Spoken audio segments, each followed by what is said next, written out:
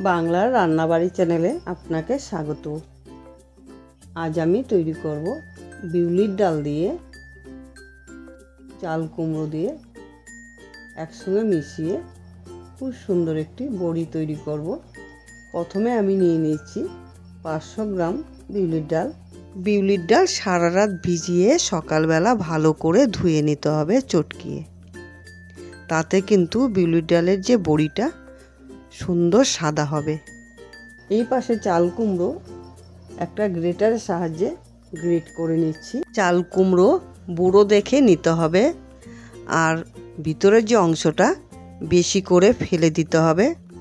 যেমন আমরা মুরব্বা তৈরি করি সেই চাল কুমড়ো দিয়ে ঘষে তারপরে বড়িটা তৈরি করতে হবে।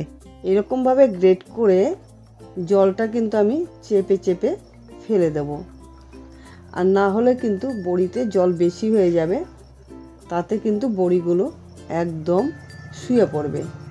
তাই আমি জলটা চেপে বিউলির ডালের সঙ্গে মিক্সারে পেস্ট করে নেব। ডাল আমি পেস্ট করে নিয়ে এসেছি। এরপর আমি ছাদে এসে গেছি। ছাদে একটা কাপড় বিছিয়ে কাপড়ের মধ্যে বড়ি আমি দেব।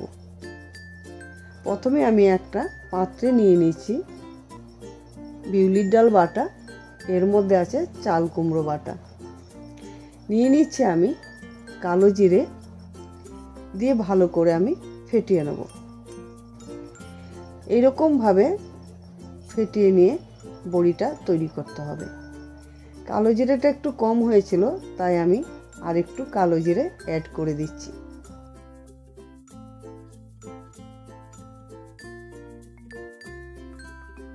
দেখুন এরকমভাবে ফেটিয়ে ফেটিয়ে সাবানের ফেনার মতো কিন্তু তৈরি করে ফেলছি। খেয়াল রাখতে হবে যেন হালকা হয়ে যায় ফেটাতে ফেটাতে। আমার ফেটানো হয়েছে। এরপর একটা পাত্রে জল দিয়ে দিচ্ছি খানিকটা। দেখে নেব চেক করে বড়িটা জলেতে ভেসে ওঠে কিনা।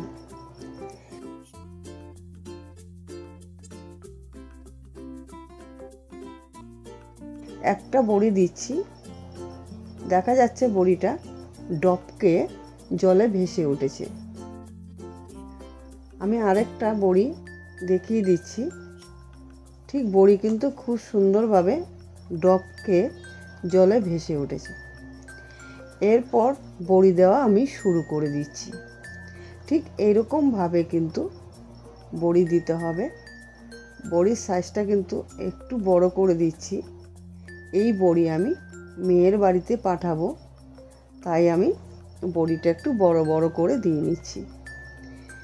আগের সপ্তাহে বড়ি আমার বাড়ির জন্য তৈরি করেছি। সেই বড়ি আমি শুকিয়ে তুলে নিয়েছি সারা বছরের জন্য। পৌষ মাসে কিন্তু আমি প্রতি বছর বড়ি দিই। বড়ি কিন্তু আমি বাজার থেকে কিনে খাই না।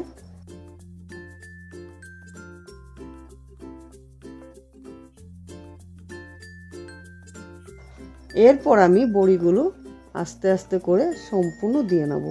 আর বড়ির ভিডিওটা যদি ভালো লাগে অবশ্যই আমার চ্যানেলটিকে সাবস্ক্রাইব, লাইক, শেয়ার করতে ভুলবেন না। আর ভিডিওটা কেমন লাগলো অবশ্যই কমেন্টের মাধ্যমে জানালে আমি খুব খুশি হব।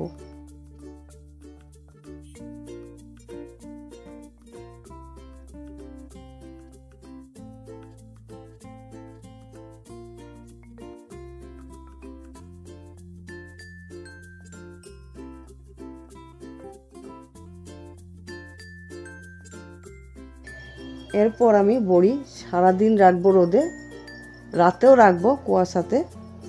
পরদিন দুপুরবেলা বড়ি একটা তারে ঝুলিয়ে দেব ছাদের উপর।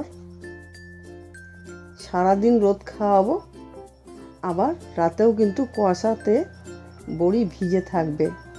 এরপর 2টো অবধি এরকম রোদ দিয়ে 2টোর পর আমি বড়িটা ঝুলিয়ে দিচ্ছি একটা তারে। পিছনটা ভালোভাবে কিন্তু রোদের তাপে শুকিয়ে যাবে।